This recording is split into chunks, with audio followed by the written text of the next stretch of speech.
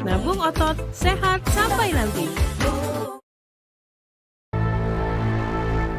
Panglima TNI Jenderal TNI Agus Subianto meninjau langsung gladi upacara gelar pasukan operasional dan kehormatan militer Selasa 5 Agustus 2025 di Pusat Pendidikan dan Latihan Pasukan Khusus Kopassus Batu Jajar, Bandung, Jawa Barat.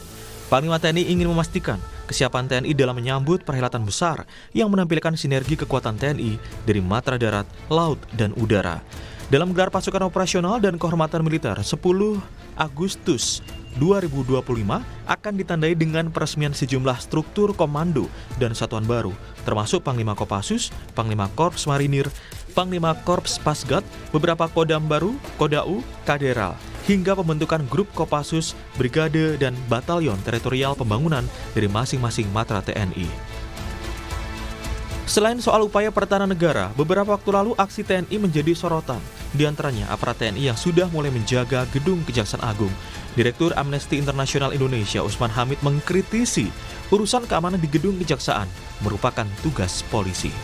Pengerahan personil itu salah. Urusan keamanan, misalnya jaga kantor keamanan, jaga keamanan keselamatan jaksa, itu merupakan bagian dari tugasnya polisi apabila ada gangguan keamanan atau apabila ada gangguan keselamatan. Kalau rutinitas harian cukup menggunakan misalnya perusahaan security, perusahaan keamanan biasa, perusahaan yang mengerahkan tenaga-tenaga satpam. TNI bukan satpam, TNI bukan petugas keamanan gedung seperti yang selama ini hari-hari kita kenal. Jauh lebih besar tugas TNI dalam menjaga integritas teritorial Indonesia dan menjaga keutuhan kedaulatan nasional Indonesia di bidang pertahanan negara dari ancaman musuh asing. Sementara menanggapi pengamanan Kejagung oleh TNI, Kapus Penkum Kejagung Anang Supriyatna bilang sesuai aturan bahwa Kejagung merupakan objek vital negara sehingga tepat untuk dijaga TNI. Dari Satgas PKH ini ada unsur TNI juga, jadi sudah biasa pengamanan sini. Dan memang ditempatkan, ya kita siapkan aja, dipersilahkan. Ada berapa sih Pak total rencana?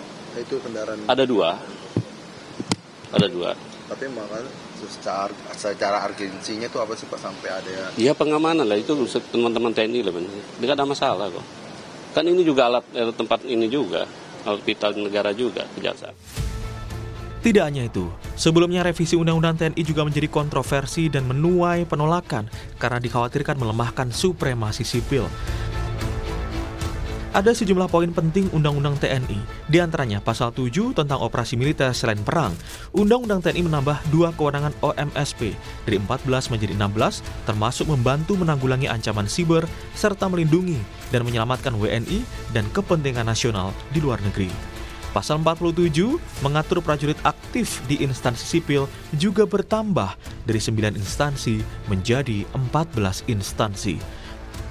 Dan pasal 53 yang mengatur soal batas usia pensiun untuk Bintara Tamtama pensiun 55 tahun, perwira tinggi bintang 1 maksimal 60 tahun, perwira tinggi bintang 2 maksimal 61 tahun, perwira tinggi bintang 3 maksimal 62 tahun, dan perwira tinggi bintang 4 maksimal 63 tahun.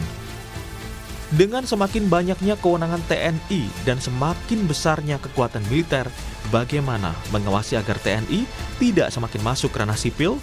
Mampukah negara menjamin agar tidak ada lagi dui fungsi TNI seperti Orde Baru?